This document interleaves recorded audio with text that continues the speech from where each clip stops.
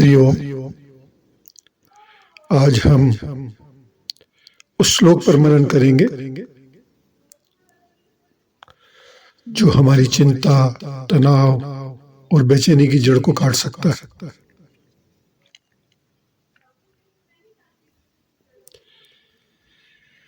कुरुक्षेत्र का दृश्य स्मरण कीजिए।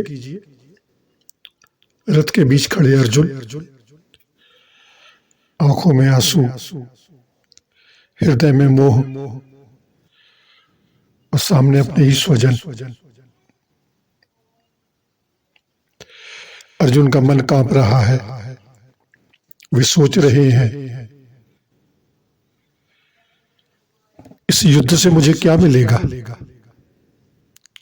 राज्य, सुख या पाप? तभी सारथी रूप में बैठे योगेश्वर श्री कृष्ण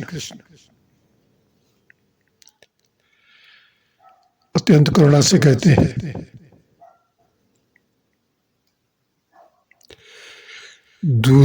दूरेण हरवर कर्म बुद्धि योगा धनंजय बुद्धो शरणम अवनिच्छ कृपणा फल हेतुवा। हे धनंजय, फल की इच्छा से किया गया कर्म बहुत छोटा है। समत्व बुद्धि की शरण में जाओ, क्योंकि जो केवल फल के लिए कर्म करते हैं वे दयनीय हैं।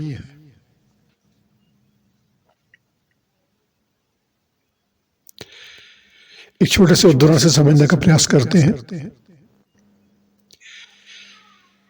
एक नगर में दो मित्र रहते थे। दोनों ही बहुत परिश्रमी थे। पहला मित्र हर काम करते समय सोचता, गुणा भाग करता,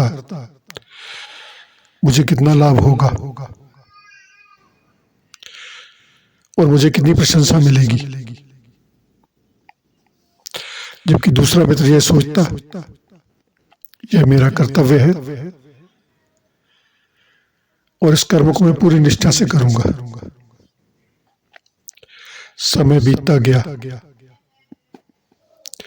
पहला मित्र हर छोटी असफलता पर टूट जाता, प्रशंसा न मिलने पर निराश हो जाता, दुखी हो जाता।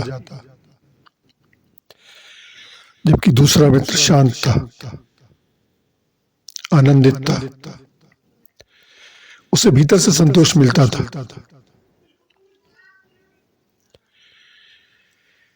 एक दिन दोनों मित्र मिले। पहला बहुत दुखी था। उसने दूसरे को प्रसन्न देखकर पूछा, तुम हमेशा शांत और आनंदित कैसे रहते हो? वह मुस्कुराया और बोला, मैं हर काम परिणाम के लिए नहीं करता,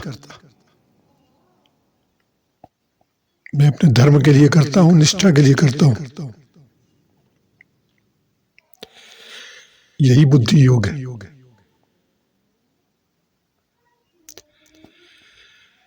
आज जीवन रूपी कुरुक्षेत्र में हम आप भी अर्जुन की तरह खड़े हैं। किसी को व्यापार की चिंता, किसी को स्वास्थ्य की चिंता, किसी को परिवार की। हम दिन रात मेहनत करते हैं, पर मन में एक ही चिंता, यदि परिणाम मेरे अनुसार नहीं आया तो। यही भय हमें चिंतित करता है। योगेश्वर भगवान श्री कृष्ण कह रहे हैं, कर्म करो पर फल को ईश्वर पर छोड़ दो। जब हम फल से जुड़ते हैं तो भय आता है।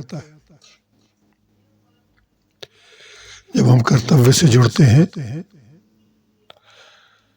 तो शक्ति आती है। सोचिए, सूर्य प्रतिदिन उगता है, क्या वह यह सोचता है कि आज लोग मेरी रोशनी की प्रशंसा करेंगे या नहीं? नदी बहती है, क्या वह यह सोचती है कि लोग मुझे धन्यवाद देंगे या नहीं? नहीं, वे अपना स्वभाव निभाते हैं, अपना कर्म करते हैं। हमारा स्वभाव क्या है? कर्म करना, धर्म निभाना। फल तो समय, परिस्थिति और ईश्वर के हाथ में है। फल की इच्छा हमें छोटा बना देती है। हम अपने महान कर्म को केवल परिणाम की सीमा में बांध देते हैं। पर जब हम बुद्धि योग में स्थित होते हैं तो हर कार्य पूजा बन जाता है। हर कर्म हमें आनंदित करता है, हर संघर्ष तपस्या बन जाता है और हर सफलता शिक्षा बन जाती है। हम कुछ सीखते हैं।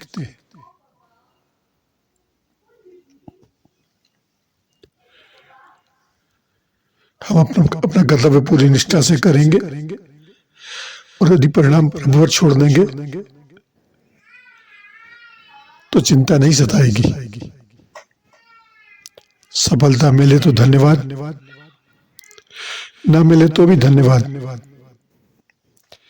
क्योंकि हमें विश्वास है ईश्वर जो करेंगे वह हमारे लिए सर्वोत्तम होगा। हरि ओम।